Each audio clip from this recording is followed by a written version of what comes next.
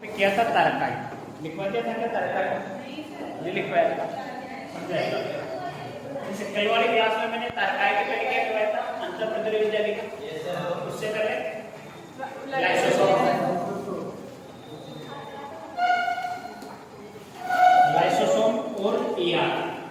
इसके अलावा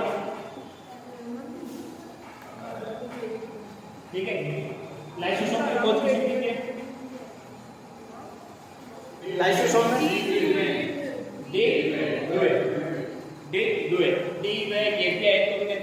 वही है, क्योंकि इंग्लिश मीनिंग मैंने बता दी थी। अब इंग्लिश मेरे साथ जिसको नहीं आती वो कभी उसका क्या लिखते हैं, कभी क्या लिखते हैं, ठीक है। वास्तविक उसका रहेगा डी डुए, निश्चित डी डुए, ठीक है। ये बना किससे होता है? गोल्जी प्लस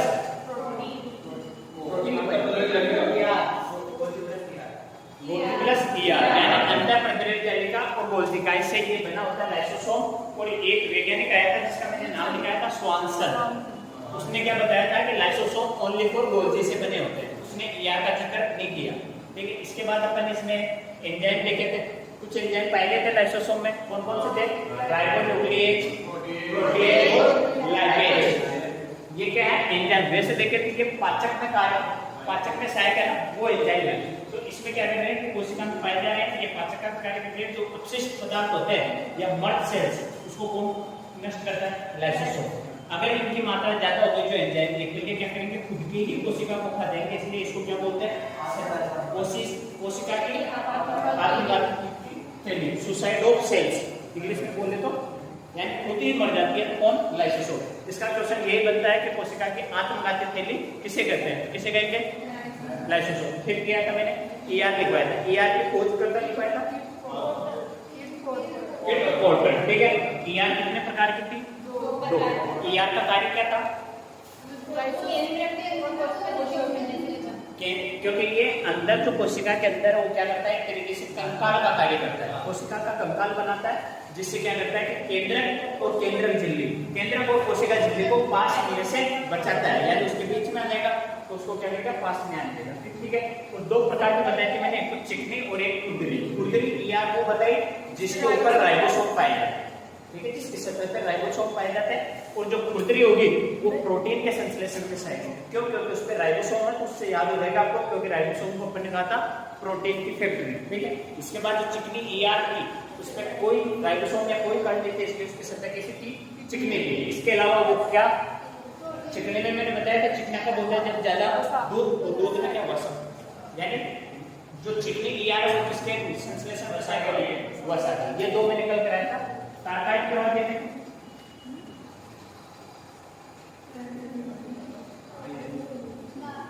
तारकाइड खोज किसने की इसकी?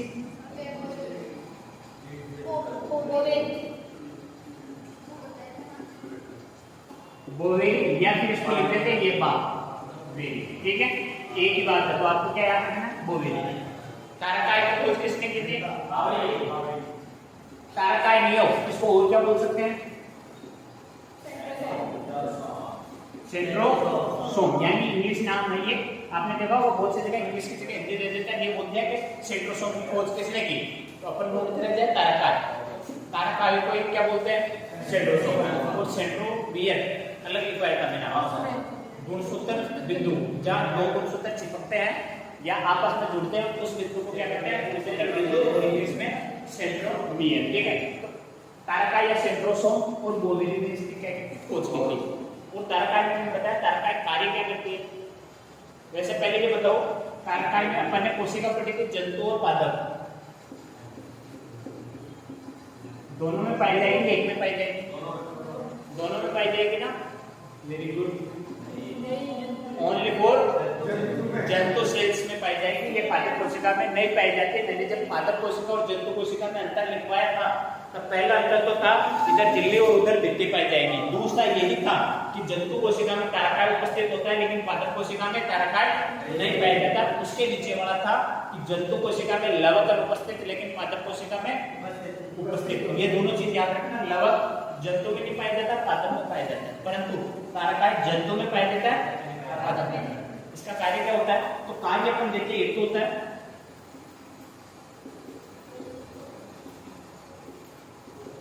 कोशिका विभाजन में क्या करता है?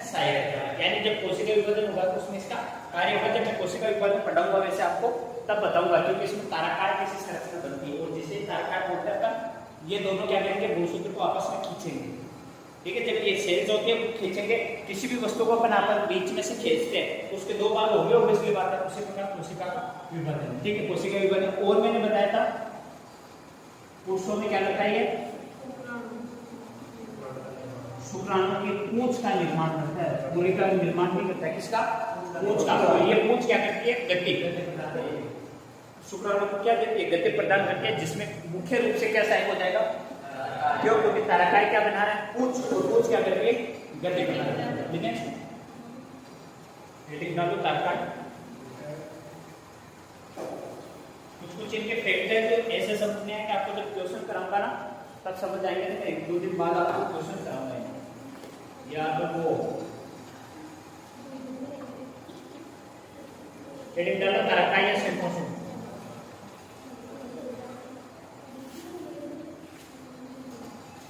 खोज करता बोवेरी,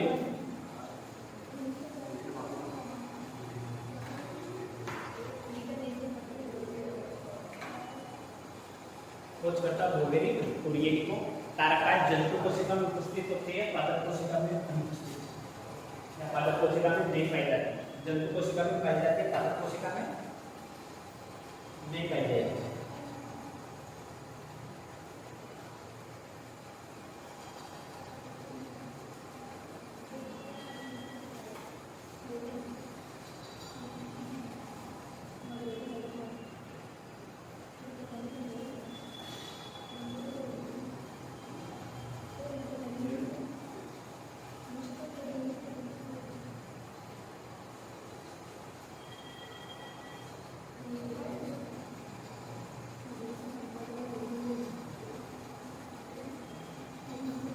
हो गया भाई, ठीक है। ये केंद्र के पास उपस्थित होता है, ये केंद्र के पास उपस्थित होते हैं, ये केंद्र के पास उपस्थित होते हैं जो कोशिका विभाजन में सहायक होते हैं, जो कोशिका विभाजन में सहायक होते हैं।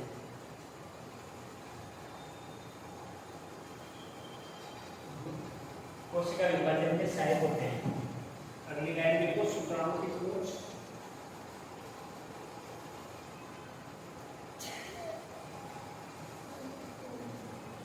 शुक्राणु की पूंछ का निर्माण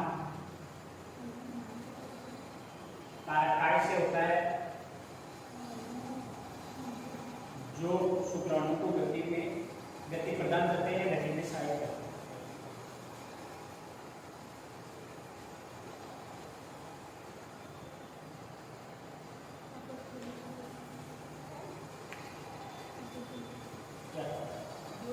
शुक्राणु की पूंछ का निर्माण करते हैं, शुक्राणु की गति में सहायक है। ठीक है, या गति प्रदान करते हैं। अरे पूंछ क्या करती है, गति को प्रदान करेगी। ठीक है, और अगर मैं बोलूं शुक्राणु का माइटोकॉन्ड्रिया क्या काम उपस्थित होता है, कॉलर वाले भाग, संतान में माइटोकॉन्ड्रिया कहां से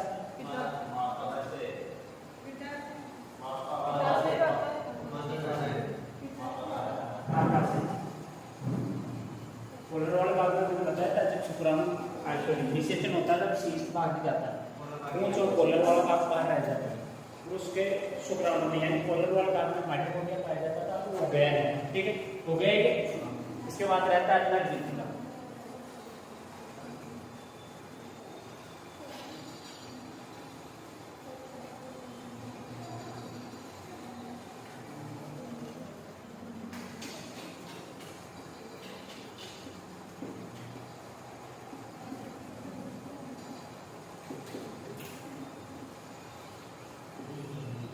ऋतिका, या इसे क्या बोल सकते हैं अपन, रसधानी, है ना।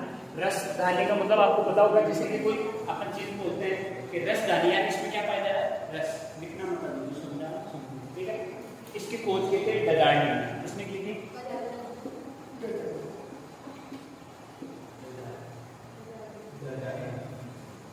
इसने की थी डडार्नी, याद नहीं हो तो इससे डायरेक्ट याद रख लेना डिजाइन, किसने खोज की, डिजाइन, डिजाइन से याद आ जाएगा, क्योंकि ऑप्शन में ऐसा नहीं है। ठीक है। दूसरा ऐसे कैसा नाम निकलेगा, और अगर आपको अदर कोई ट्रिक आता है तो उससे याद लेना, पर इजी है डेजर्टिंग, और वैसे पूछेगा नहीं आपके लेवल में नहीं पूछेगा, अगर पूछेगा तो कोशिका वाले देना या कार्य कार्य से पूछेगा, ठीक है। ऋतिका में मैंने आपको लिखवाया था, किसमें पाई जाएगी ये, जंतु या पादप? दोनों। किसमें पाई जाएगी? दोनों, यानी जंतु है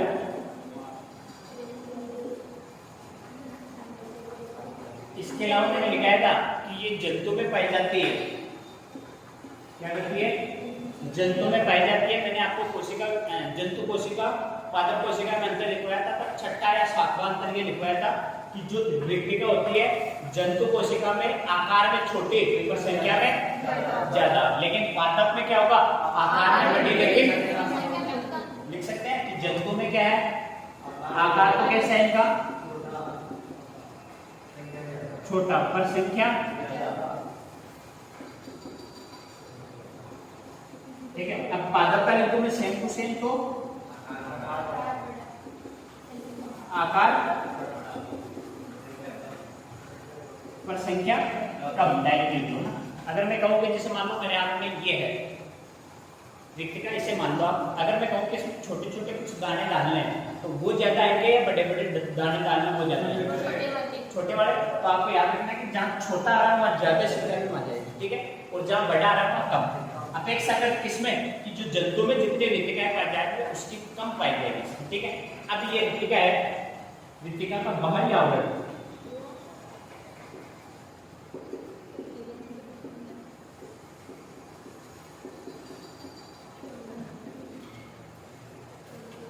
क्या लिखा मैंने?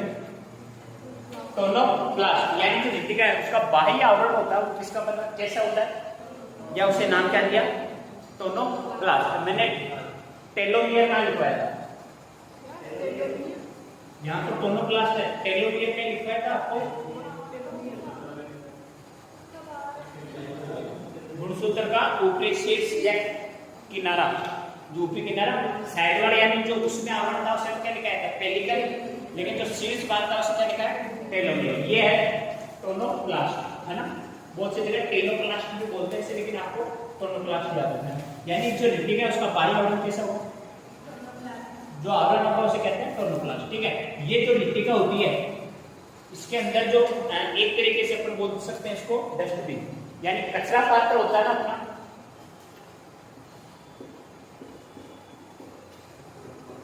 क्या कार्य करता है? कचरे को एकत्रित करता है। इसमें कचरा होता क्या है? जो हमारे आवश्यक नहीं हो या अपशिष्ट हो, जो पदार्थ खराब हो गया उसे तो कचरा कहेंगे। उसी प्रकार जो कोशिका में अपशिष्ट पदार्थ है उसको संग्रहित कहाँ करते हैं? इसमें लिक्विड पाया जाता है, कोशिका रस कहलाता है। जो जहां पाया जाए उसे क्या बोलते हैं? रसदानी, ठीक है। उसे इसीलिए इसको नाम दिया रसदानी। और इसमें क्या कार्य होता है? मुख्य रूप से जो अपशिष्ट पदार्थ होते हैं उसको एकत्रित करते हैं। किसमें? याद रखने का तरीका है कि ऋतिका आपको रिक्त स्थान जैसा दिख रहा है, रिक्त रिक्त, यानी कुछ चीज अपन डालेंगे तो कहाँ डाल सकते हैं? रिक्त होगी वही तो डालेंगे। अगर ऑलरेडी वो चीज भरी हुई है तो उसमें कुछ डाल सकते हैं क्या? नहीं। तो ये रिक्त है, इसमें क्या डाल रहे हैं अपन? कचरा। ये याद रख लो, आपको याद हो जाएगी। यानी कोशिका में जो अपशिष्ट पदार्थों का संग्रहित होता है या संग्रहण स्थान होता है वो क्या कहलाता है? समझा है? देखो ऋतिका या रसदानी, ऋतिका या रसदानी, खोद डेजर्टिंग, खोद डेजर्टिंग,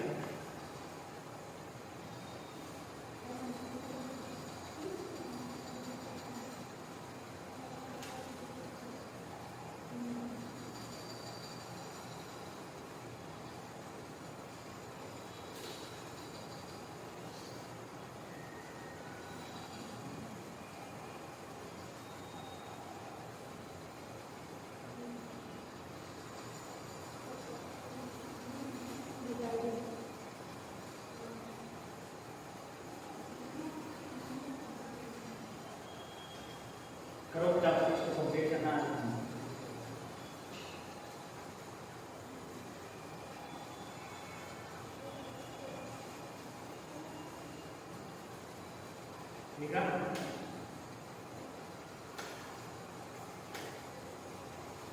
सामने बैठो बेटा, तो मैं साइलेंट करके बैठा था।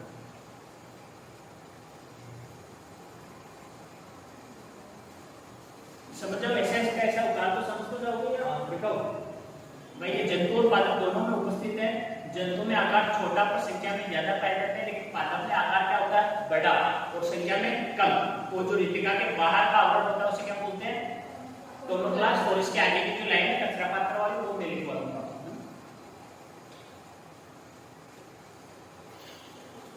रितिका में कोशिका रस पाया जाता है, इसीलिए इसको नाम भी क्या दे दिया अपन ने?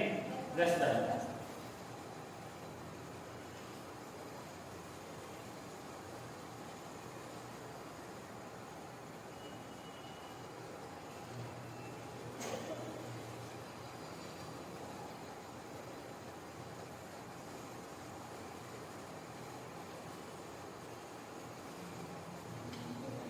देखिए ये वाली लाइन लिख लो, एक लास्ट वाले प्रश्न पत्र वाला।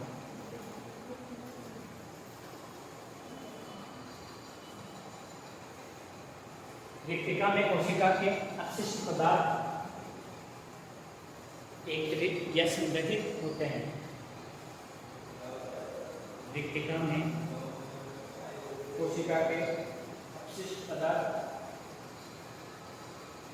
एकत्रित या संग्रहित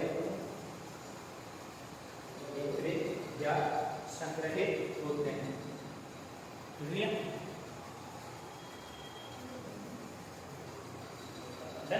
अब ये तो हो गया, इसके जहाँ दो चार लाइनें छोड़ दो, फिर एक नोट लगा के लिखो कुछ महत्वपूर्ण तथ्य। कुछ महत्वपूर्ण तथ्य। कोरोना के बाद इसने 50% की तैयारी करेगा ढंग से, नौकरी 40% ला रहा कंप्यूटर नोटेशन देते हो, पीके देते है ना। अभी भी कहते हो नेगेटिव मार्किंग रखी है ना गवर्नमेंट ने अपने सीटी में। बच्चे ऐसे होंगे जिनसे 40% नंबर नहीं आएंगे, देख लेना आपके सामने। फिर अगर 40% नहीं ला रहे आपको क्या मतलब? क्योंकि वो 40% लाते हैं ना, वो बोलते हैं कि 5 में ए 5 में बी सी सी। हाँ, नेगेटिव मार्किंग वाला वैसा बनाएगा कि आप ये सोचोगे कि यार ये ऑप्शन मैंने पढ़ा तो था, ठीक है, फिर ठीक करोगे ये हो सकता है। और हकीकत गवर्नमेंट अपने को टाइम ज़्यादा इसलिए देती है, पेपर आपका टाइम टाइम करके बैठ जाते हैं, आधा घंटा एक्स्ट्रा मिलता है ना अपने को, वो इसलिए मिलता है कि बच्चा वापस पढ़े इस पेपर को। और आप 10% पढ़ोगे ना अगर वापस, उसमें से 5 आप पढ़ोगे, लिखवा दोगे कि यार ये लग रहा है मेरे को हो सकता है, चल एक दो में तो किस्मत ही आजमा लेता है ना। लिखा के कुछ महत्वपूर्ण तथ्य, उसमें मैंने आपको पहले कहा था कोशिका स्टार्ट करवाई थी, इसमें कुछ नोट से लिखवाना है, नोट करके है ना। तो 2-3 चीजें हैं वो लिखवा दो। एक तो लिखो कोशिका झिल्ली, क्या? हाँ, कोशिका की जो महत्वपूर्ण तथ्य है लास्ट में जो इनका निचोड़ है ना वो। और निचोड़ तो वैसे एक बार इधर देख लो, ठीक है। अपन ने स्टार्ट, चलो पहले ये नोट लिखो फिर लिखो। कोशिका झिल्ली फास्फोलिपिड की बनी होती है। कोशिका झिल्ली फास्फोलिपिड की बनी होती है।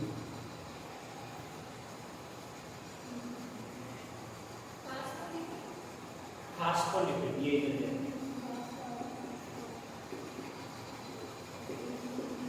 लिपिड किसे बोलते हैं? वसा को, है ना।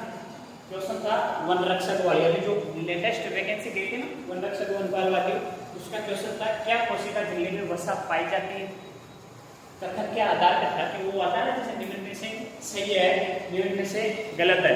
तो उसमें था कि क्या वसा क्या कोशिका झिल्ली में वसा पाई जाती है, हाँ या नहीं? बताओ। हाँ, क्योंकि मैंने लिखा है फास्फोलिपिड, ये मैंने आपको शायद पहले भी करा दिया। 3 लेयर पाई जाती है, प्रोटीन, वसा, ठीक है। तो इसमें ये जो किसकी झिल्ली है? कोशिका झिल्ली, इसमें वसा पाई जा रही है ना, तो उसका आंसर था हाँ, कोशिका झिल्ली में क्या पाई जाती है? वसा, ठीक है। और ये कैसी होती है कोशिका झिल्ली? चयनात्मक मार्ग में लिखा था शायद में नहीं आता कि ये चयन करके पदार्थों को अंदर भेजती है कोशिका झिल्ली, लिखा था चयनात्मक मार्ग में झिल्ली है, क्योंकि ये जो पदार्थ कोशिका के लिए लाभकारी है उनका चयन करके उन्हें ही अंदर भेजती है। नहीं लिखा तो लिख लो, कोशिका झिल्ली फास्फोलिपिड की बनी होती है, तो ब्रैकेट में लिख लो प्रोटीन वसा प्रोटीन। इससे आप समझ जाओगे फास्फोलिपिड यानी प्रोटीन वसा प्रोटीन। फास्फोलिपिड की बनी होती है जो एक पारगम में चयनात्मक पारगम में, पारगम में क्या है चयनात्मक,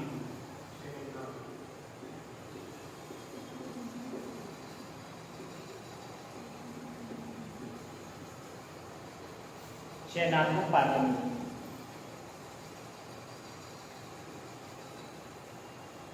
ठीक है, यानी ये क्या करेगी कोशिका, जैसे मान लो ये कोशिका है, ये कोशिका झिल्ली है, ठीक है, तो ये क्या करेगी चयन करके पदार्थों को अंदर भेजेगी कि कोई कौन सा पदार्थ हानिकारक है कौन सा लाभकारी है। हानिकारक पदार्थ को यही बाहर रोक लेगी, है ना, समझने के लिए ये आपका सीटी पेपर है, जो कचरा होगा उसे बाहर रोकने का कार्य करती है। वैसे ये जो चयनात्मक पारगम है ये क्या करती है, जो अपशिष्ट पदार्थ उसे होते हैं कोशिश को बाहर रोक रही है, और फिर भी अंदर चले जाते हैं तो अपने लाइसोसोम पढ़ाएगा, अपशिष्ट पदार्थों को खाएगा। और ये जो लिखा है जो अपशिष्ट पदार्थ अंदर बन रहे हैं या बाहर से जा रहे हैं, एक तरीके का हो जाएंगे, ये लिख दिया फास्फोलिपिड। और इसी के आगे चार नोट लिखा ना पढ़ने के कुछ महत्वपूर्ण तथ्य, दूसरा महत्वपूर्ण तथ्य लिखो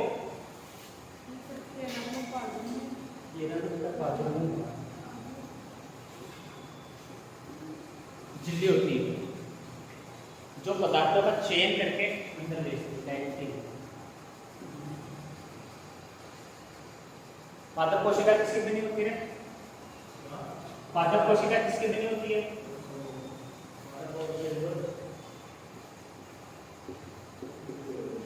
ठीक है, तो अपन ने जंतु में तो लिख लिया, ठीक है, इसमें लिखो पादप कोशिका सेल्यूलोज की बनी होती है,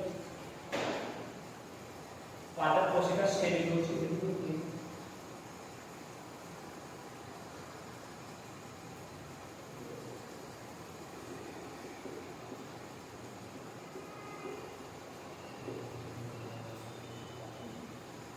सेल्यूलोज को बनी होती है जो पादप कोशिका का निर्जीव भाग होता है, जो पादप कोशिका का कौन सा भाग होता है, निर्जीव भाग होता है।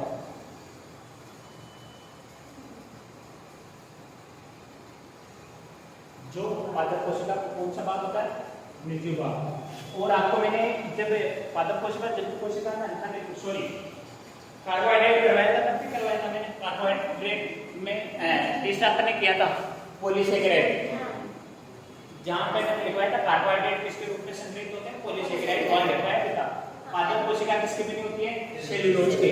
प्रकृति में सबसे ज्यादा पाए जाने वाला कार्बनिक पदार्थ कौन सा है, सेल्यूलोज। दूसरा काइटिन, तो काइटिन से याद रखना काइटिन किसकी कोशिका होती है, कवक की कोशिका किसकी बनी होती है, काइटिन की। और प्रकृति में सर्वाधिक मात्रा में दूसरा पाए जाने वाला कार्बनिक पदार्थ कौन सा है, सेल्यूलोज। तो पहला है, दूसरा कौन सा हो जाएगा, काइटिन। ये मैंने आपको कार्बोहाइड्रेट में लिखवा दिया है, जरूरत नहीं है ना, ठीक है। अब ये लिखो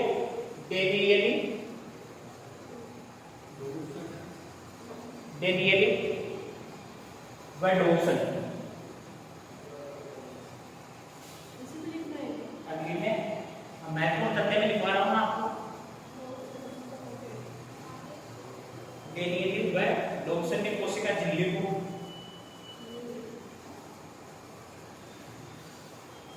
या कोशिका झिल्ली का आकार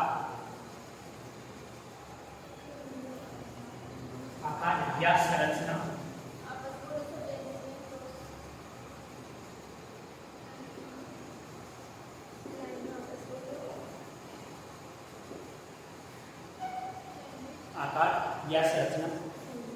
डेनियली व डोसन ने कोशिका झिल्ली का आकार या संरचना सैंडविच के समान बताई। जो सुनाया हुआ सैंडविच के समान बताइए, सैंडविच जानते हो, खाने वाला, है ना। उत्पत्ति किसने की थी इसकी, भारतीयों ने, है ना। गाँव में होता है बाजरे की रोटी के बीच में मिर्ची, ऊपर फिर रोटी, सब्जी लगा के, या अपन ने थोड़ा सा ब्रेड जैसे सब्जी लगाई या घी शक्कर फोल्ड किया, तो डेनियली और डोसन ने किसके आकार भारतीय हर में जुगाड़ू है ना। जब आपको मैं पढ़ाऊंगा अंतरिक्ष प्रौद्योगिकी, उसमें रूस ने हमें मिसाइल देने से मना कर दिया था कि भारत क्या संघ का सदस्य नहीं है। तो उस समय एक संघ था, उसने कहा था कि जो इस संघ का सदस्य नहीं है उसको 300 किलोमीटर से दूर जाने वाली मिसाइल नहीं दे सकते। क्या कहा कि जो इस संघ का सदस्य नहीं है, तो उस समय भारत सदस्य नहीं था और अभी भारत का झुकाव अमेरिका की तरफ है, तो जो गलत है, रूस हमारे सबसे ज्यादा सहायता करता है चाहे किसी भी फील्ड में। जैसे अपन कोरोना में पढ़ते हैं स्पुतनिक वी, स्पुतनिक पे कोरोना की वैक्सीन आई थी ना, वो रूस की थी। ठीक है, स्पुतनिक अपन ने जहाज मिसाइलें भी मिली, वो भी वही की थी। ठीक है, अपने राफेल आए थे, वो भी कहाँ से आए थे? रूस से।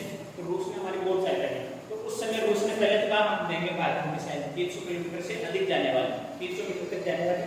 तो फिर बाद में जो उस समय ने दबाव डाला, ठीक है, जो मिसाइल डेवलपमेंट का संगठन कि आप भारत को मिसाइल में दे सकते हो, तो भारत वाले फोन करें तो आपको कोई नहीं उठाए। दूसरे के फोन से फोन किया, हुआ क्या? क्या कुछ नहीं, हम आपको बना के भी दे सकते हैं। अपन कहते हैं ना कि अपना काम नहीं होता तो अरे बताओ तो सही क्या दिक्कत हुई। रूस वालों ने बताया कि हमारा संघ है, उसने कहा कि आपको हम 300 किलोमीटर से अधिक वाली वो नहीं दे सकते मिसाइल। तो भारत ने कहा 300 से अधिक भी दे सकते हो, 300 भी नहीं दे सकते, हमें ये तो दे सकते हो। कहाँ ये दे सकते हैं? तो भारत ने कहा कोई बात नहीं, आप ये दे दो, 10 किलोमीटर गाड़ी से ले जाएंगे, फिर चला देंगे उसे। तो मतलब भारत हर चीज में क्या है, हमारे पास टेक्निकल फ्री है ना, और चीजें भी, पर भारत सब चीज में जुगाड़ है। सही चीज पे ना कि भाई अपन अगर मिसाइल यहाँ से दाब रहे हैं तो भाई गाड़ी करके 10 किलोमीटर दूर ले जाओ, तो वापस वो 300, फिर ये मिसाइल रहेगी। जब आपको अंतरिक्ष प्रौद्योगिकी पढ़ाऊंगा ना तब बताऊंगा आपको। ये लिखिए अपने पास को लिपिड वाला कोशिका झिल्ली वाला। अब इसमें लिखो एक जीव द्रव्य,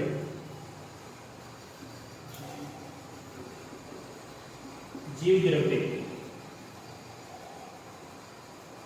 जीव द्रव्य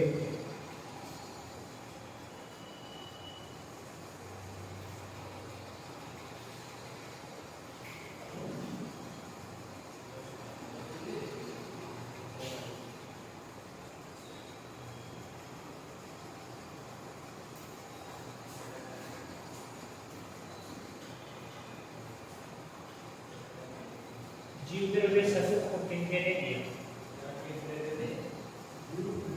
जीव द्रव्य शब्द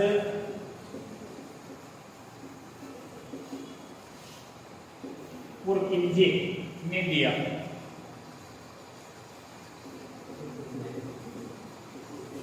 जीव द्रव्य शब्द किसने दिया? पुरकिंजे ने। जबकि जीव द्रव्य को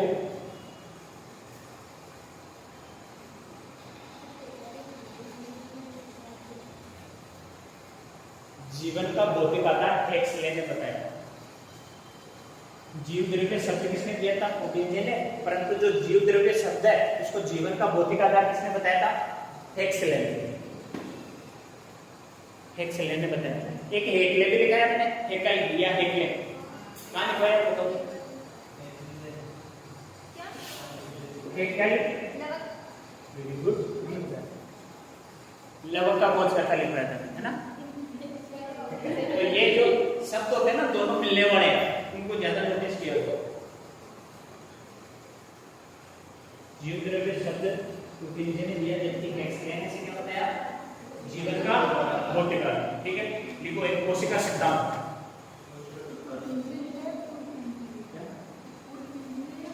पुरकिंजे मैं की मात्रा लिखो के ऊपर पुरकिंजे। कोशिका सिद्धांत का दिया, लिखो कोशिका सिद्धांत। स्लाइडेन को सुमान ने दिया। अरे यार चाहे तो याद है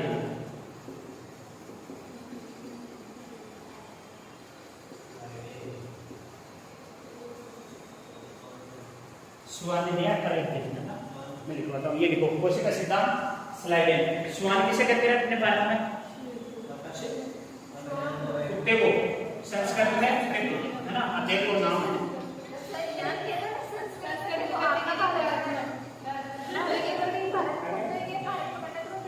अच्छा तो बैठना बैठना पशु परिचय में बैठना बताएंगे, है ना? ठीक है, कोशिका सिद्धांत किसने दिया है? स्लाइडेन स्वान। स्वान वाला पूछा हुआ, स्लाइडेन स्वान, इसको इंपोर्टेंट कर लेना, है ना? वो कब दिया था? तो 1821 यानी 1821 में दिया, ब्रैकेट में लिखो।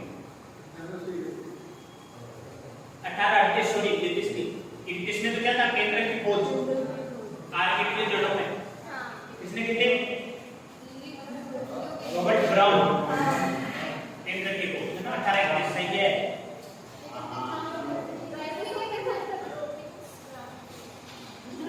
तो मेरे से 1831 की खोज प्रैक्टिस दे आई इसको ज्यादा है 1838 हो जाता है तेज मारा का हीरो हो जाए चुगली गए अरे हो जाता है भाई बेटा गली जगह फटाफट ये हो जाता है पूरा सुनना ना बहुत सारे डाटा याद रखने पड़ते हैं कभी पर गलत तो नहीं लिखवा रहा 38 में लिखो ठीक है। कोशिका से अगर क्वेश्चन बनते हैं कोशिका सिद्धांत निम्न में से दिया था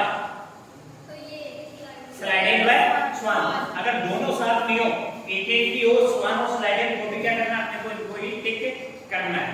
जैसे मान लो अगर दे दिया कोशिका सिद्धांत निम्न में से दिया था ए में दे दिया स्लाइडेड बी में दे दिया स्वान सी में दे दिया दोनों, तो क्या करोगे दोनों। अगर स्वान को दे दिया स्लाइडेड को दे दिया बाकी तीन नाम दूसरे तो फिर क्या स्लाइडेड, समझ गए सर ये है ना कोशिका सिद्धांत में पूछ सकता है स्लाइडेड और स्वान में कौन सा सिद्धांत दिया था ऐसे पूछ सकता है ना दे सकता है। कब दिया था तो 1838 अब इसमें लिखो क्या है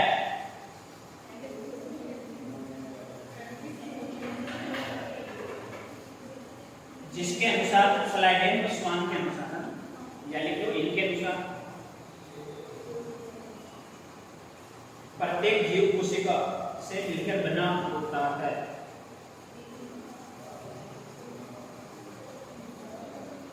प्रत्येक जीव से मिलकर बना होता है कोशिका से, ये आपको पहले भी पता था क्या?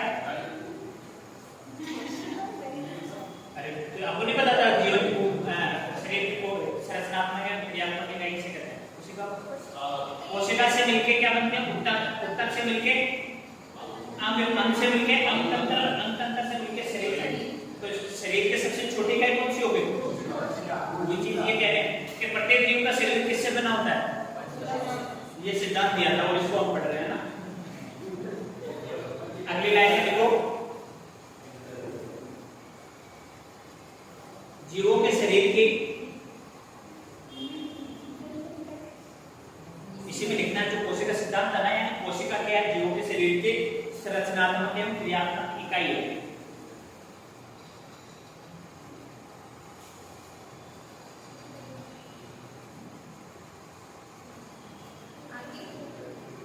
संरचनात्मक को क्रियात्मक इकाई। अब लाइन चेंज करके लिखो रूडोल्फ विचलो, रूडोल्फ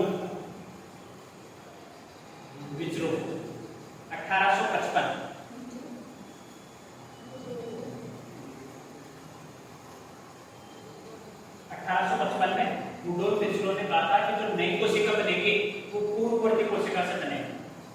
समझ गए? यानी जो नई कोशिका बन रही है वो किससे बन रही है? पुरानी कोशिका से, ये इसने कहा था। तो नई कोशिका की उत्पत्ति पूर्ववर्ती कोशिका से बताएंगे।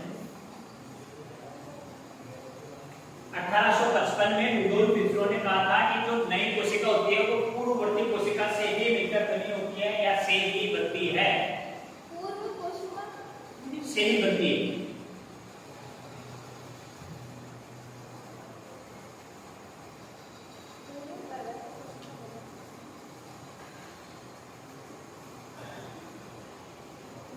ठीक है। अगली लाइन में देखो लुई पास्चर, लिखो क्या बोलूं? लुई पास्चर,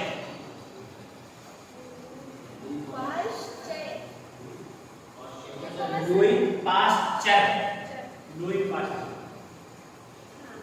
लिख लिया। लुई पास्चर ने सर्वप्रथम बताया कि नए जीवों की उत्पत्ति पहले से स्थित जीवों से ही होती है। नए जीवों की उत्पत्ति पहले से ही स्थित जीवों से होती है।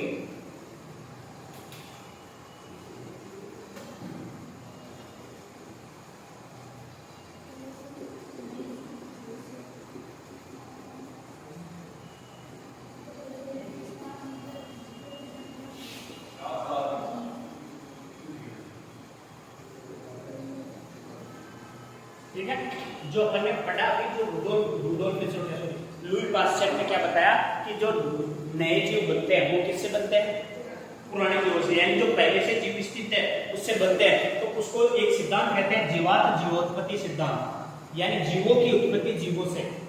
ठीक है, इसने बताया जो चीज है, तो आप थोड़ा कॉमन सेंस लगाओ कि अपने को नया जीव बनाना है, पादप बनाना है, या कोई भी जीव है तो कहाँ से बनेगा, जब पुराने जीव होंगे उससे से तो बनेंगे। जैसे कोई बच्चा पैदा हो रहा है तो उसके माता पिता पहले से अस्तित्व में तभी तो बन रहे हैं, तो डाउनलोड तो नहीं होगा ना। जैसे पादप है, पादप को अपन उगा रहे हैं तो वो भी तो कोई ना कोई बीज है, कहीं ना कहीं से तो आया। उसी सिद्धांत को क्या कहा, ब्रैकेट में करके जहां ये लिखा लुई पास्चर वाला, उसके ब्रैकेट में नीचे की तरफ ये जीवात्म जीवोत्पत्ति सिद्धांत, जीवात्म जीवोत्पत्ति सिद्धांत। ठीक है, रूडोल्फ फिशरो ने क्या बताया था कि जो नई कोशिका बनती है किससे बनेगी, पुरानी कोशिका से। इसने क्या कहा, नए जीव बनेंगे, यानी जो जीव बन रहे हैं वो किससे बन रहे हैं, जो पहले से जीव स्थित। समझ गए दोनों का, उसमें तो कोशिका थी, इसमें हाँ। और कोशिका सिद्धांत स्लाइड में स्वान ने कब दिया था, 1838। ठीक है, इन्होंने क्या बताया था कि प्रत्येक जीव का शरीर कोशिका से मिलकर बना होता है, यानी कोशिका की जो क्रियात्मक और शरीर के क्रियात्मक और संरचनात्मक इकाई होती है वो क्या होती है, कोशिका। ठीक है, जैसे इसको थोड़ा सा, ठीक है, ये क्या है, कोशिका। समान कोशिका या समान कार्य करने वाली कोशिका मिलकर क्या बनाती है, उत्तक। उत्तक मिलके अंग, मिलके अंग तंत्र, और अंग तंत्र मिलके शरीर। ठीक है, तो शरीर किससे मिलके बना है, शरीर की सबसे छोटी इकाई, शरीर की क्रियात्मक या रचनात्मक इकाई किसे कहते हैं, कोशिका। डन। ठीक है, अब इस कोशिका को आपको लगभग मैंने आपको रटा दिया पूरा। आपको घर जाके कुछ नहीं करना है, एक बार इस पूरे कोशिका को पढ़ना है। क्या करना है, पढ़ना है, और उसके बाद जो जहां कोशिका खत्म हुई है उसके बाद एक पेपर है, उस पर लिखना, आपको इधर को लिखना कोशिका। ठीक है, अब आपको ये जंतु पादप कोशिका नहीं लिखनी। ठीक है, इसके जो लिखना है या कोशिकांग लिख लो उसको। ठीक है, ऐसे करना, एरो। ठीक है, 3 भागों में बांटना। ठीक है, पहला लिखना दोहरी आवरण या डीएनए। ठीक है, इसमें मैंने 3 लिखाया था आपको, केंद्रक, माइटोकॉन्ड्रिया और लवक। जैसे केंद्रक, माइटोकॉन्ड्रिया और लवक, साथ का साथ एक का खोज करता लिख लेना। जैसे लवक वाले जंतु में पाया जाता, सॉरी पादप में, तो यहाँ पादप करके छोटा सा एरो कर देना, जंतु करके, यानी उस पेपर पे आपको क्या करना है, इसका चार्ट बनाना है। समझ गए, चार्ट का मतलब किसने खोज की, किसमें। अब अगर यहाँ किस समय बना है जिसमें कोई आवरण नहीं पाया जाता, तो राइबोसोम के बारे में छोटा सा लिखिए। इधर सिंगल आवरण वाला, जैसे ऋतिका, ठीक है, सिंगल आवरण, एकल आवरण वाला, जैसे तारका है, ऋतिका है, ER है, लाइसोसोम है, तो इनके जनक और इनका मुख्य कार्य, जिसे इसे क्या कहते हैं अपन, लाइसोसोम को क्या कहते हैं, शरीर के अंग के। तो ये चार्ट बनाने के बाद आपको 4-5 नाम लिखने हैं। जैसे ये चार्ट बन जाएगा, फिर लिखना कोशिका का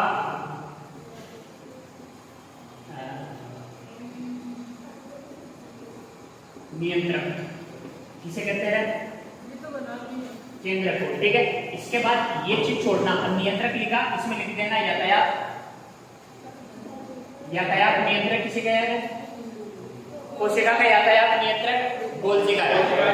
अब इसमें जो 4-5 लिखा है वो सारे एक साथ लिख लेना, कोशिका का नियंत्रक, केंद्रक, यातायात केंद्रक या यातायात नियंत्रक किसे कहते हैं, गोल्जी का है। कोशिका का आत्मघाती तेलिक लाइसोसोम। ठीक है, ऐसे मैंने आपको 5-6 लिखवाया, कोशिका का बिजली घर, माइटोकॉन्ड्रिया।